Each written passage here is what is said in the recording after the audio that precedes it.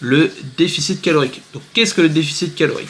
Eh bien déjà, il faut savoir qu'on a un métabolisme de base. Le métabolisme de base vous sert essentiellement à faire des choses du quotidien, c'est-à-dire réfléchir, bouger, etc. Mais ça ne vous permet pas, par exemple, de faire des activités physiques et sportives, puisque votre corps va rechercher de l'énergie, donc lipides, glucides, protéines, à chaque fois que vous allez faire des activités physiques et sportives. Et si jamais vous ne lui en fournissez pas suffisamment, vous risquez de mal vous sentir, que ce soit psychologiquement, même physiquement, que vous vous sentez fatigué, et j'en passe. Donc il est très important de connaître son métabolisme de base et savoir qu'est-ce que l'on peut manger dans une journée si on a des objectifs bien précis tels que prendre du poids, perdre du gras ou encore se maintenir.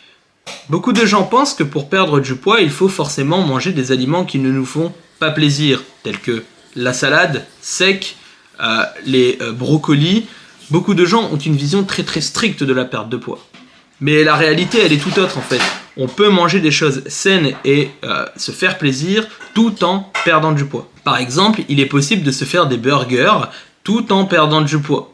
Ça peut vous paraître dingue, mais en réalité, il n'y a rien de bien compliqué.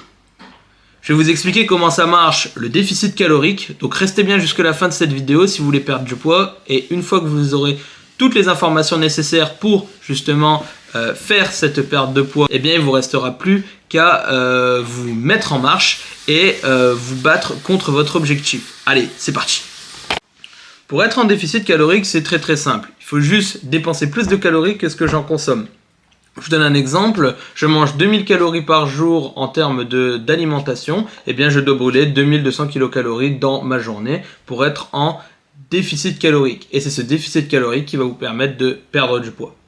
Pour calculer votre déficit calorique, il faut bien évidemment prendre toutes vos activités physiques et sportives. Par exemple, lorsque je suis assis, je brûle, par exemple là en face de vous, je brûle entre 70 et 100 kilocalories. Ça va dépendre de votre poids, de votre taille, de votre âge. Bien évidemment, plus j'ai une activité physique et sportive intense, plus je brûle des calories, donc plus je peux manger plus de calories. Tout est une question en fait de calcul. Je vais vous donner un exemple simple et concret. Après avoir calculé mon déficit calorique en incluant mes pas et mon entraînement, toutes les activités physiques et sportives que je vais faire en plus vont être du bonus. Je m'explique.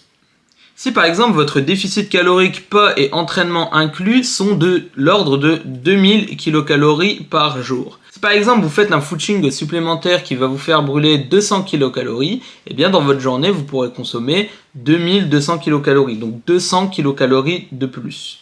Tout simplement parce que votre déficit calorique est déjà calculé et ce footing en plus va vous permettre de manger plus. Mais là vient le piège, pourquoi? Eh bien parce que le cardio peut être à double tranchant. Si par exemple vous faites une activité physique et sportive qui vous demande énormément d'énergie, je donne un exemple, vous allez faire une course, vous n'avez pas l'habitude de courir, vous faites une course de 1 heure qui va vous brûler 300 kilocalories. Eh bien dans un premier temps vous pouvez vous dire c'est très bien, j'ai couru, j'ai brûlé 300 kilocalories de plus à ma journée. Là, vous n'avez pas tort. Mais ce qu'il ne faut pas oublier, c'est que votre déficit calorique est de 2000 kilocalories, vous avez ajouté 300 kilocalories, donc il vous reste donc 2300 calories à consommer en une journée. Mais il faut faire attention, puisque si, admettons, lors de vos repas, vous consommez au-delà des 2300 kilocalories, eh bien vous serez en surplus calorique ou en maintien et vous biaiserez ce déficit calorique. Après avoir terminé votre course ou votre entraînement de natation par exemple, il y a une sensation de faim qui s'installe. Cette sensation de faim est totalement normale puisque lorsque vous avez fait votre activité physique et sportive, vous avez puisé dans vos réserves énergétiques et votre corps vous demande de le réalimenter. Mais c'est là où il faut faire attention puisque perdez pas en tête votre déficit calorique. Donc si par exemple vous allez faire à la salle de sport du vélo elliptique pendant 15 minutes et vous brûlez 70 kilocalories et qu'à midi vous mangez un peu plus et vous mangez par exemple 100 kilocalories de plus, eh bien au final, au total, vous avez fait un excès de 30 kilocalories puisque 100 moins 70, ça fait 30. Donc c'est pour ça que le cardio n'est pas forcément signe de perte de poids. Attention! Loin de moi de dire que le cardio ne sert à rien. C'est super important de faire du cardio, ça développe le muscle de votre cœur, vos muscles cardiovasculaires et en même temps ça vous maintient en bonne santé, ça développe votre cardio, etc. C'est une bonne chose de faire du cardio. Mais dans une optique de perte de poids, ça peut être intéressant mais il faut faire attention. C'est pour ça que, en général, en sèche, ce que je conseille, c'est de faire de la marche après votre entraînement. Ça peut être une marche rapide, une marche à votre rythme, en fait, tout simplement. Là, ici, l'objectif de la marche est de creuser votre déficit calorique. Comme ça, au moins, admettons, vous pourrez manger un peu plus. Et puis, le fait de marcher, par exemple, sur des axioles du quotidien, et ça vous donne pas forcément la sensation de faim. Donc là, les amis, ce qu'on va faire, c'est qu'on va passer sur papier. Comme ça, au moins, vous allez pouvoir voir sur un exemple concret comment calculer son déficit calorique. Allez, c'est parti.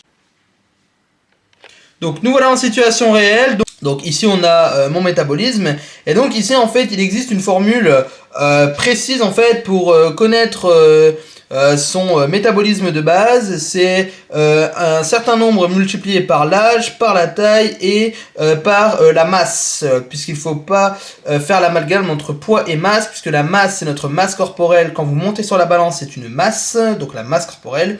Et lorsque vous portez une charge, on parle de poids. Donc, une fois que j'ai fait 92 fois 22, je multiplie par 22 au lieu de faire le calcul assez barbare, on va dire. Donc ça fait grosso modo en fait votre métabolisme de base lorsque vous calculez avec la vraie formule. Donc vous multipliez votre masse corporelle actuelle, vous le multipliez par 22, ce qui vous donne un chiffre. Ici, moi, ça m'a donné 2024. Ensuite, ici, j'ai fait 2024, donc ici mon métabolisme de base, que je le multiplie par 1,4. Pourquoi je l'ai multiplié par 1,4 ? Eh bien, en fait, ça va dépendre de votre dépense énergétique journalier et de votre activité physique. Si vous êtes une personne qui marche moins de 8000 pas par jour et que vous faites entre 3 et 6 entraînements par semaine de musculation, vous êtes entre 1,3 et 1,6. Et plus votre nombre de pas augmente, plus ce chiffre augmente. Ça va être en fonction de vous. Là, ça va être un chiffre qui va dépendre de votre activité physique et de vos nombres de pas, etc. Donc, si jamais vous faites que 3 séances de musculation par semaine et que vous faites moins de 8000 pas par jour, je vous conseille de mettre 1,2 à 1,3 grand maximum. Voilà. Moi, je marche assez souvent quand même, que ce soit pour aller à la fac, pour atteindre mes transports. Et je fais pas mal de sport à la fac. Et en plus de ça, j'ai mes entraînements, donc 6 entraînements par semaine. Donc je le multiplie, moi vous voyez que par 1,4 en plus de avec tout ce que je vous ai dit. Donc ça me donne 2833 calories. Donc 2833 calories. Donc en multipliant mon métabolisme de base par 1,4, j'obtiens ça. Et ça, ce chiffre-là, c'est mon chiffre théoriquement. Si je mange 2833 calories par jour, je devrais maintenir mon poids. Donc bien évidemment, c'est une théorie. C'est-à-dire qu'il faudra l'essayer en pratique. Si admettons vous voulez maintenir votre poids, eh bien vous faites juste votre métabolisme de base que vous multipliez en fonction de votre activité physique et sportive de la semaine. Et du coup en théorie vous obtiendrez ce chiffre, mais il faudra l'essayer en pratique. Donc c'est-à-dire si admettons vous êtes à 2833 kilocalories, bon c'est dans mon exemple, mais si admettons j'étais à 2833 calories et que je prenais ces 2833 calories et que j'augmentais mon poids sur la balance, eh bien je diminuerai légèrement jusqu'à trouver la stabilité. Et pour du coup faire un déficit calorique, eh bien moi j'ai soustrait 20%. Alors il faut savoir que 20% en termes de déficit calorique, c'est un déficit calorique relativement conséquent. Pour les débutants, intermédiaires ou alors des personnes qui sont susceptibles de craquer psychologiquement lorsqu'ils ont une diète trop sévère, je conseille 10%. 10%, ça reste déjà pas mal. C'est pour ça que généralement, pour une personne qui mange 2000 calories ou 2200 calories en termes de maintien, on lui dit descendre de 200 calories. Grosso modo, on vous dit souvent de descendre de 200 calories. Ça fait grosso modo 10%. Donc, j'obtiens mon chiffre 2266. Et donc voilà, donc j'ai calculé mon déficit calorique. Ensuite ici, donc pour calculer ces macronutriments, une fois que vous avez calculé votre déficit calorique, il est super important de calculer le nombre de macronutriments que vous devez consommer en une journée. Pour un homme, une femme, enfin peu importe, il est recommandé, donc il y a certaines personnes, plusieurs études, etc., il y a plusieurs camps, donc ça avoisine entre 1,5 et 2,5 grammes de protéines par kilo de poids de corps. Donc maintenant que je suis étudiant, les moyens sont réduits financièrement. Donc, eh bien, je consomme 1,8 g de protéines par kilo de poids de corps. Bien évidemment, avec 1,8 g de protéines par kilo de poids de corps, eh bien, vous pouvez clairement construire du muscle. Mais il faut savoir que votre corps a une limite en termes d'absorption de protéines par jour. Donc en fait, si vous voulez, admettons, je sais pas moi, votre corps a une capacité d'absorption de 200 g de protéines en fonction de votre condition physique actuelle. Donc tout ce que vous allez consommer au-dessus de 200 g de protéines va se transformer sous forme de glucose, donc c'est-à-dire sous forme de glucides, sous forme de sucre. Donc c'est pour ça que moi je conseille 1,8 g, on conseille entre 1,6 et 1,8 g. Certaines études vont de 1,5 à 2,5, mais moi avec 1,8 g, j'ai une progression suffisante pour justement prendre du muscle. Donc voilà. Donc ensuite, c'est 166 g de protéines, puisque j'ai fait 92, donc mon poids de corps que je multiplie par 1,8, ça me donne 166 g de protéines. Et donc comment j'ai obtenu le chiffre des protéines en kilocalories? Eh bien c'est très simple, vous faites 166 multiplié par 4, puisque 1 g de protéines équivaut à 4 kilocalories, ce qui vous donne 664 kilocalories. Ensuite, pour les grammes de lipides, moi je suis parti sur 0,8 g de lipides par kilo de poids de corps. Enfin, actuellement, c'est ce que je suis, mais là, à ce moment-là, j'étais parti sur 1 g de lipides par kilo de poids de corps. Donc, ça me fait 92 x 9, puisque 1 g de lipides vaut 9 kilocalories. Donc, ça me fait 828 kilocalories, 92 g de lipides. Ensuite, pour calculer mon nombre de glucides, c'est très simple. Je prends mon déficit calorique, donc 2266. À ça, je soustrais 664 calories et 828 ou 29, donc 28 kilocalories. Ça me donne 774 que je divise par 4 puisque 1 g de glucides vaut 4 kilocalories, ce qui me donne 194 g de glucides. Et donc mon déficit calorique est de 2266 calories pour 166 g de protéines, 194 g de glucides et 92 g de lipides. Donc voilà, on a vu comment calculer un déficit calorique. Maintenant, j'aimerais discuter avec vous, si vous me le permettez, de quelques mythes.